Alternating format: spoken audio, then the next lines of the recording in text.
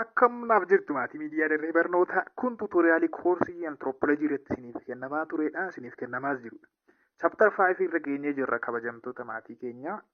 Chaaptar 5 jalatti immoo kan laallu inter-ethnic relations hariiroo saboota gidduu jiru.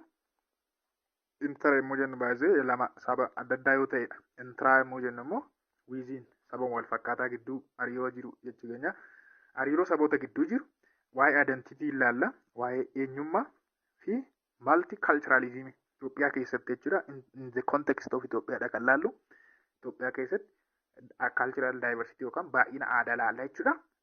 Miidiyaa keenya miidiyaa barnootaatti mooraa walitti taatan subscribe gochuu akka hin daganne isiniin jedha. Isin garuu maaliif laayikiin gootan afachuu? 20,000, 30,000, 40,000 laalame laayikii xiqqoon arga. Kan warra kaan immoo faallaa sanaa laayikiin yeroo itti view caaluun arga. Maaliif akka ta'e beeku laayik godhate eegala please. Na jajjabeessa hojii caaluu na qopheessa waan ta'eef tuutoriyaal afaan akka wajjin turre na ulee baraticha obboleessa keessa yuunivarsiitii Finfinneetti school of law irra amma dhumaatti na faana tura.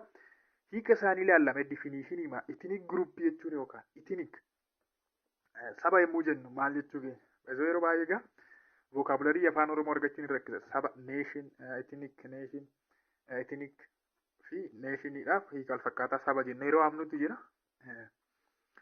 Akkasitti hubadhaati ethnic group kan jennu yookaan gartuun sabummaan tokko maal jechuudha. The term ethnic group is attacked with various meaning hiika adda addaatti kan inni qabaatu egaa. Baay'ee etymology isaa ethnos kan jedhu Giriik irraa kan inni dhufe. Ethnos Giriikonni warra isaan keessa jiraatan saba isaanii warra hin taaneef maqaa baasan ture. Warra minority ta'an faadhaaf immoo Eurooppiyaan akkas akka sanatti fayyadamaa yeroo durii keessa jechuudha. Etinikiin Weber maal jedha? Weber maal jedhee hiika ethnic groupii?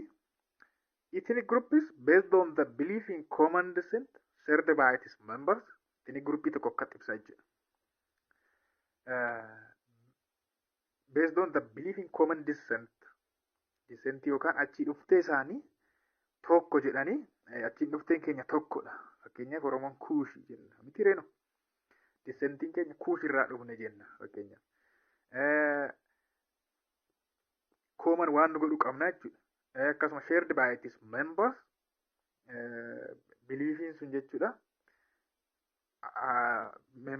Memberisii yookaan immoo gartuu sanaan miseensa sana hundumaa shared kan ta'e biliifii waloo jechuudha. Akkama dissentii waloo extending beyond kinship yookaan firummaa illee kan darbedha beekaa. Fakkeenyaaf Oromoo hundi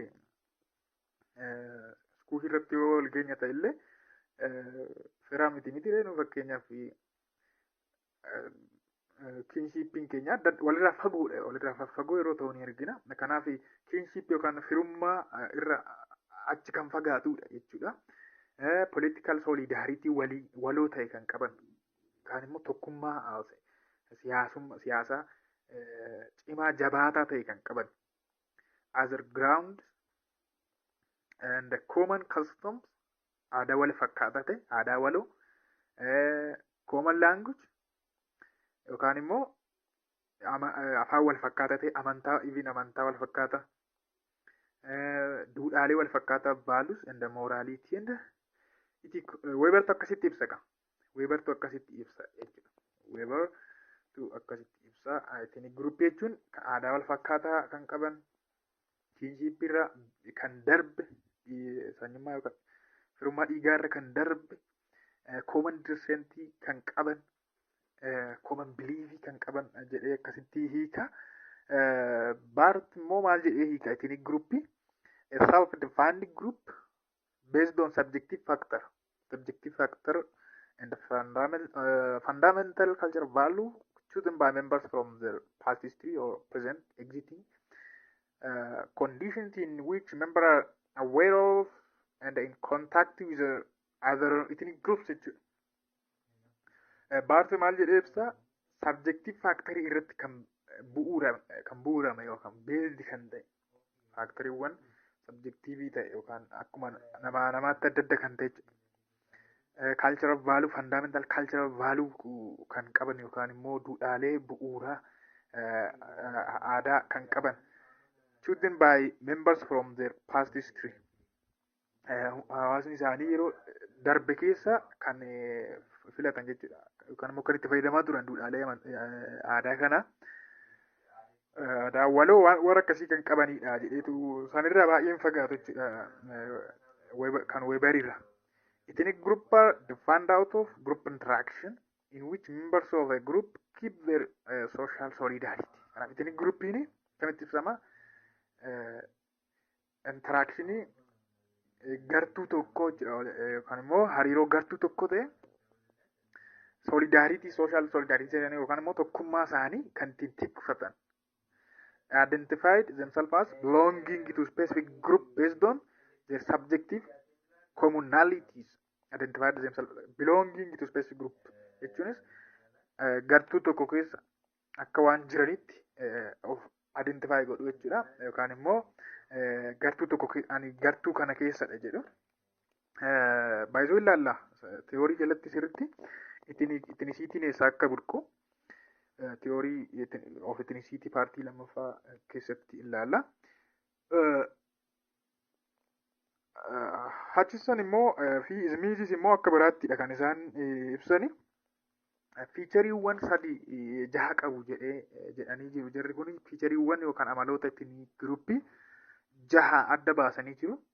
Identified 6 main features that the definition of an ethnic group predominantly consists. Jalqabatti ethnic groupin tokko amaloota armaan gadii kana jaha qaba jedhanii jiru jarri kun jechuudha. Hutchisonii fi Smith. Tokko common proper name qabu. Maqaa waloo kan ta'e qabu jechuudha. Afaan Oromoo keessatti proper name maal akka ta'e hin beektu. To identify and express the essence of the committee. Kanaaf kan ittiin beekaman, kan ittiin of ibsan maqaa waloo ta'e tokko qabu. Fakkeenyaaf nuun Oromoo, gartuun biraa immoo ittiin gruppii Amaaraa jechuudha, Guraagee jechuudha, Silxee. Kanaaf common proper name tokko qabu, maqaa waloo wayii qabu jechuudha. A means of common ancestry yookaan immoo ancestry isaanii abbootiin isaanii common ancestry jechuun amma nuyi kuushii irratti argina fakkeenyaaf Oromoon common ancestry keenya kuushiidha. Ancestry keenya jechuudha. Kanaaf miizi yookaan immoo waan itti amanan tokko afaanni waan darbu afoola tokko qabu common afoola wayii qabu that include the idea of common origin in time and place and that gives an ethnic group a sense of fictive kinship jechuun akka fiikshinii akka asoosamaa tokko waan jechuun mirkaneessuun waan ulfaatuufi akka waan qabatamaa tokko miti mirkaneessuun waan ulfaatuufidha. Kanaaf miizii qabu garuu miizii qabaaf hin ta'e yookaan afoola mataa isaanii qabu oriijinii isaaniitti wal qabate nuun achii dhufne nuun achii dhufne asii maddi keenya akkasii kan jedhu miizii qabu jechuudha. Kun fiicharii lammaffaadha. Fiicharii sadaffaan shared historical memories. Historical memory yookaan yaadannoowwan seenaa kan waloo kan ta'e kan waliin qooddatan qabu. Or better shared memory of a common past yeroo darbe keessa seenaa akkasii qabna waan jedhu.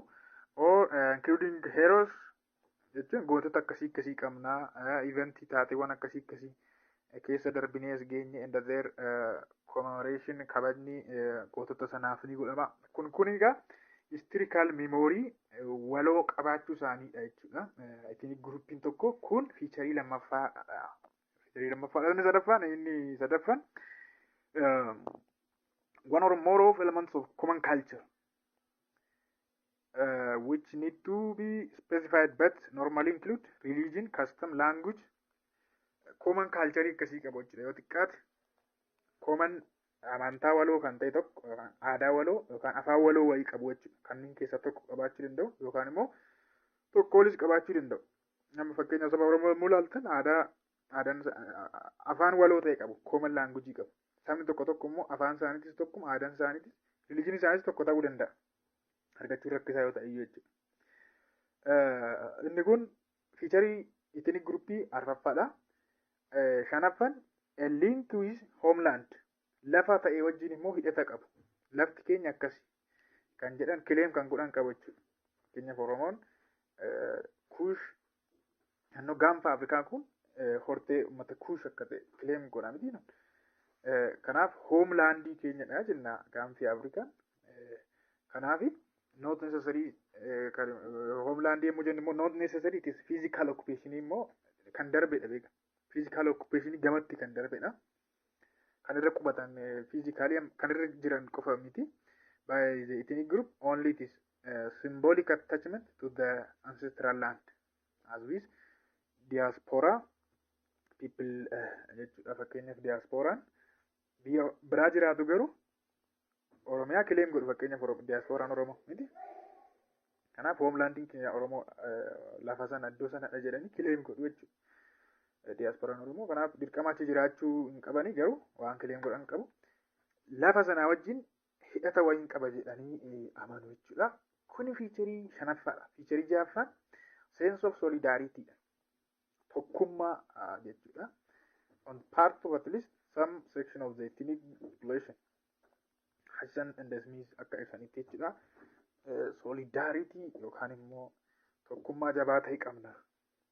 Tokkummaa jabaa ta'e qabna jedhanii kileem godhu kun waan ethnic groupiin tokko amala ethnic groupii tokkooti jechuudha. Kun jahan isaanii amala ethnic groupii tokkooti. Ethnic identity. Ethnic identity. Kan immoo eenyummaa jechuudha. Mootaan isinii kan laallu eenyummaa. Eenyummaa sabummaa jechuudha. Ethnic identities and affiliates construct. Kan immoo social construct jechuudha. Waan ijaaramu wayii jechuun akka waan inni ijaaramnedha. Dhiigaanis kan jedhan jiru theorii jalatti ilaalla garuu ammaaf akkasumatti. Where an individual is viewed by themselves and by others as belonging to particular group or cultural group. Namni tokko ofii isaanii akkamitti of yommuu ilaalan particular ethnic yookaan immoo saba kanadhaani. Yookaan immoo aadaa kanadhaani yommuu jedhanii of ibsan jechuudha. Yookaan immoo anaa fi isaan as and the we, as and the them, sorry, as and the them nuyi fi isaan jedhan fakkeenyaaf uummanni Oromoon warra Oromoo ta'anii nuyi jedha warra Oromoo hin ta'anii namoonni Oromoos warra ta'anii ammoo isaan. Kanaaf ofii isaa particular ethnic group yookaan cultural group keessatti of yommuu ramadu. Kun egaa eenyummaadha jechuudha. Ethnic identity dha jechuudha. Affiliation can be influenced by racial, natal, symbolic, and cultural factors. Affiliation yookaan firummaan kun maaliin kan inni influenced ta'u racial factoriin hin jira. Racial factor yookaan reesii qomoodhaan jechuudha. Factorii akkamidha? Involve the use of physiognomic and physical characterin jechuudha. Anjira mitire xiinsammuun fi kaaraakterumti alaa mul'atu kun fakkeenya saba tokko saba kaan irraa adda kan godhu jechuudha. Saba tokko fakkeenyaaf bifaan ta'uu danda'a. Gurraacha, adii waan akkasiitiin jechuudha. Tokko tokko immoo wanta adda isaan godhu jiraachuu danda'a qofa. Natal factory kan jennuun immoo lafaan waa wal qabatudha. Rifasitu hoomlaandiidha jechuudha. Ancestral home. Lafti abboota keenya akkasii yommuu jedhamu. Factory lammaffaadha kun. Affiliation kan ittiin influence ta'u. All origin of individuals maddi keenya akkasii. Their parent, warri keenya, maatiin keenya akkas, abbootiin keenya akkas. Lafti isaanii bakka kana yommuu jedhamu jechuudha. Symbolic factoryidha immoo kan biraani. Symbolic factoryidha. Raashiyaal ilaalee, naataal ilaalee, naataaliin lafa, raashiyaaliin immoo qomoodha. Symbolic factoryin immoo those factors that typify or exemplify an ethnic group. Ayyaanaan ta'uu danda'a, uffannaan, hojii harkaatiin ta'uu danda'a. Kuni mallattoo wayiin jira jechuudha. Mallattoon saba tokko saba kaan irraa adda godhu. Akkaataan nyaataa, akkaataan uffannaa, akkaataan meeshaalee harkaa fayyadamu yookaan hojii wayii irratti bobba'u. Ethnic identity can defined as a manner in which persons an amount of their ethnic origin locate themselves physiologically jechuudha. Ofii isaanii gartuu tokko keessatti yommuu of ramadan in relation to one or more social system and then which is they perceive others as locating them in relating to those systems. Them warra kaan immoo garee sana keessatti ramadu ofii immoo garee wayii keessatti of ramadu. Kun eenyummaa sabummaa kan jennudha jechuudha. Ethnic identity dha jechuudha. Ethnic identity. Well, taansinee kan laallu subjective and objective aspect of ethnicity dha. Subjective and objective aspect of ethnicity. Objective immoo jennu nama hundumaa kan walii galchuu danda'u waan akkasiidha. Inni kun refer to observable behavior waan alaa mul'atu both cultural and social jechuudha. Waan alaa mul'atu tokkoon objective aspectidha. Yookaan amala objective ta'e waltawaa ta'e kan ethnic identity eenyummaa sabummaati. Fakkeenyaaf speaking an ethnic language nama hundumaa walii galcha amma kun fakkeenyaaf Oromoon afaan Oromoo haasa'a. Kanaaf nama hundumaa walii galcha kun objectiveidha jechuudha. Practicing ethnic traditions aadaan isaan hordofan yoo aadaa isaan hordofan sunis mul'ataa waan ta'e observabilii waan ta'eef jechuudha. Observabilii waan ta'eef kunis objectiveidha. Participating in ethnic personal network fakkeenyaaf maatii keessatti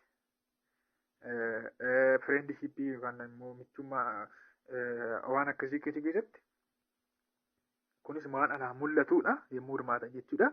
Participation in ethnic institutional organization. Ethnic institutional organization jechuun dhaabbilee jaarmiyaalee saba irratti hundaa'anii hundeeffaman. Fakkeenyaaf belief system, social organization, dhaabbilee hawaasummaa waan akkasii keessatti hirmaachuudha. Kunis observabiliidha wanti waan alaa mul'atudha waan ta'eef objective aspectidha kunis. Subjective aspect jechuun ammoo nama namatti adda sabatti adda kan ta'u kan nama hunda waliin galchine akka jechuuti. The subjective aspect of ethnic identity eenyummaa sabummaa image ideas attitude and feeling kun nama waan alaan hin mul'annedha waan ta'aniif jechuudha. Yaanni ilaalchi fi feeling jechuudha. Kun subjectiveidha. We can distinguish at least 3 types of subjective aspect of identity. Sadan isaanii adda baasuu hin dandeenya. Tokko cognitive jechuudha. Inni lammaffaan cognitive jechuun waan sammuu keenyaan intellectii keenyaan wal qabatudha. Moraaliin safuuniif akkasuma immoo effective or emotionally kun aspektii ethnic identity warra subjective ta'anidha jechuudha. Amala ethnic identity subjective waan ta'edha. The basic social anthropological model of ethnicity can be summarized as follows akka armaan gadiitti cuunfuu hin dandeenya. Waa'ee ethnicity yookaan sabummaa kanaa jechuudha. Ethnicity is a matter of cultural differentiation. Aadaadhaan maal ta'u adda adda ta'u. Although Jenkins baay'ee akkana kan jedhee although to reiterate the main theme of social identity identification always involve dialectical interplay between similarity and difference. Kanatti Jenkins ethnicity is centrally matter of shared meanings. What we conventionally call culture kan jennuun jechuudha. Akka waaltawatti culture kan jennuun maalidha? Waan shared ta'e tokko waliin yoo qabaatan but is also produced and reproduced during interaction. Produced ta'uu danda'a yookaan maal jechuudha? Aadaan tokko produce ta'uu reproduce ta'uu danda'a irra deebi'amee bocamuu danda'a jechuudha.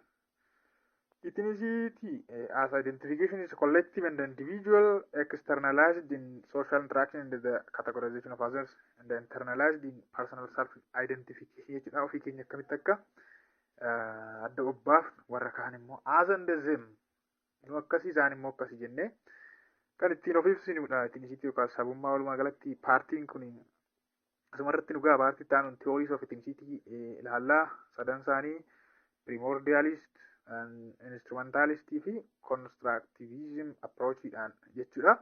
Theory baay'ee barbaachisaa ta'anii fi baay'ee interesting ta'anidha.